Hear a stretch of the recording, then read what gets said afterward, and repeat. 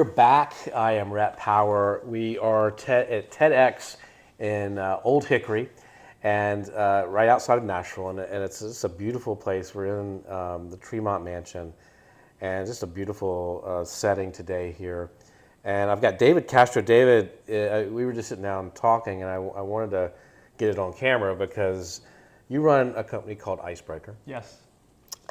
And I'm not going to spell it because I love spelling it because I always get a chuckle. Because I would blow it up here. But we were talking about sort of the mission of IceBrekr, and it's to make connections that matter. Yes.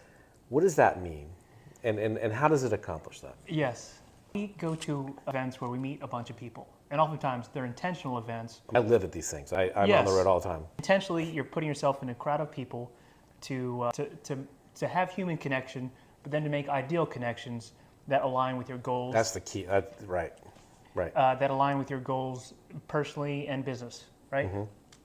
And you're going to these events into a crowd of people that in some way they're adjacent. There's adjacency in that group. Mm-hmm. There's some events that exist that you probably will never go to because they're not your tribe. They're not your interests aligning with your goals and who you are as a person.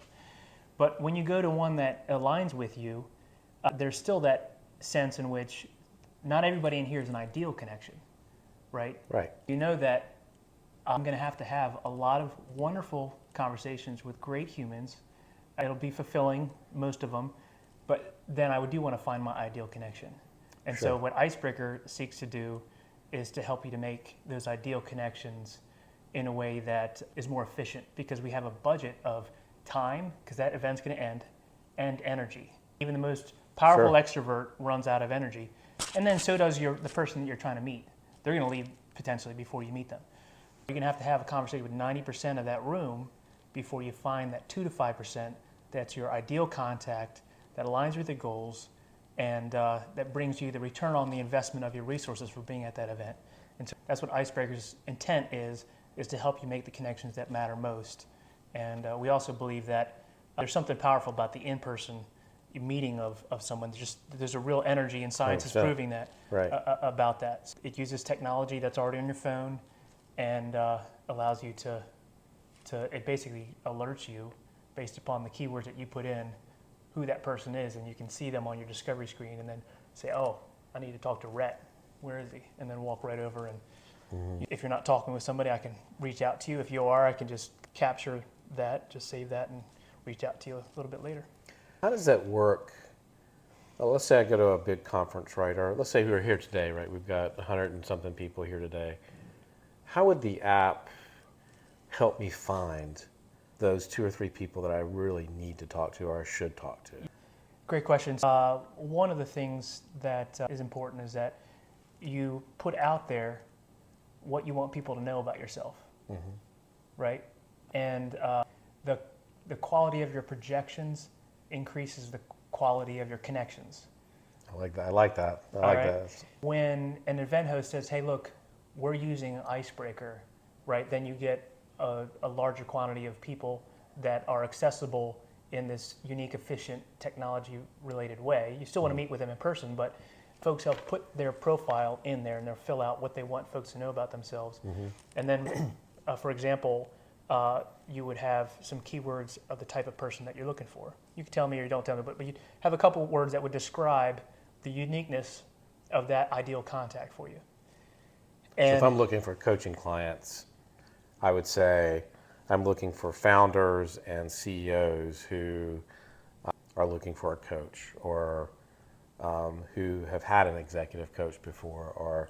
So basically, I'm giving it prompts of what I'm looking for. Yes, and today they're keyword based. At some point in our growth, we can do some chat GPT type stuff potentially, but founders, CEOs, coach could be in there because sometimes, right, a coach, if they've used one or whatever, there's a referral or those type of things. Right.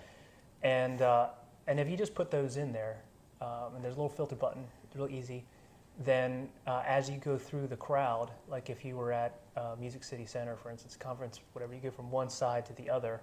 As you go through, when that person's nearby you, those are in there. It'll notify you. Oh, really? You pull it out and you look, and there's the guy. I need to walk over and say, hey, are you I'm Rhett. Are you a CEO? And do your thing. Have that human conversation, Right. which is another really passionate topic of mine. Is that authentic human connection, where you are, you're serving that individual, and the givers get. As we've heard today at the TEDx talk. Do you fear that it makes us more transactional? No, and here's why. Two things. One is you're having conversations with a bunch of people, and it's just notifying you. So yes, when you're sitting down in a seminar or at a break, you can look at the discovery screen and see who's there, connect with them on their LinkedIn, right, or whatever handles they put on there that they'd want people to connect with, right? You can do that type of thing. You can search for people and then kind of save them, tee that up. But that continues the networking in context where you're not milling around, which is really cool and valuable. But when it's time to walk around at the break, you could do that, or you could have it in your pocket and it'll just notify when your ideal person's there. So you're not really taken away from, it's not like you and I were sitting next to each other and I'm like checking you out before I say hi. So that's one thing I will say. That's not the intent, and that's not how it's used. The other thing is, what I've found in my long time I got a couple gray hairs, so I've been networking for a long time. What I've found is that there's a sense of FOMO before you have started to connect with the people that you are ideal contacts for you, and you're at a networking event with an intent to do so. There's a low-level sense of urgency that can be in the back of your mind when you're having a conversation like you and I. Sure. You're a great guy. We'd have a beer, we'd have a great conversation. But, if I'm there with an intent to meet certain people, to make, my company pay for me to be here, whatever it is, right? Especially if it's a conference, right? There's a low level, urgency. Once I start meeting some ROI on that, the FOMO disappears, and the ambiance, the atmosphere changes a little bit. Now we're just having human connection. So it actually helps in that regard. Just like with everything else, you have a plan, you can relax, and then just be much more present. So everybody becomes much more present, in fact. I mean, that's interesting, because I think it's about, often when we go, you're absolutely right, there's an agenda and you want a certain ROI out of it, right? You want to have some certain outcomes out of it, and you need to. Right. To me, it's not really transactional, it's more intentional. It gives you... Exactly, that's a great way of saying it. It gives you the ability to be more focused, more intentional, and actually maybe even accomplish more, right? I mean, I don't know how many times I've gone to these things and you end up talking to the wrong people all week, right? And you never find that one conversation that's a home run. Now, often you'll find some surprise conversations that you didn't even know. Totally. Right, yes. and that happens all the time. But you're right. I think being able to identify more accurately who it is you need to speak to, I think that's a really good. What is, for you, what was attractive about being here today and coming to TEDx Old Hickory? What was your motivation for being involved? When you're a speaker doing a TEDx, and I have not done a TEDx yet. We'll check that box sometime. You're really giving a part of you, because what you bring to that stage is from experiences, right? Lessons learned, pain that you've walked through, challenges that you've gone through, accomplishments you've made, those type of things. So there's a authenticity, right? There's a sincerity that's coming that out of that speaker on stage that they're bringing to us. I love that stuff. So that's definitely one of it, and then one of them. And then, I know a few of the folks who are putting on the event, and unsurprisingly, they have knocked it out of the park, and it's just fantastic speakers.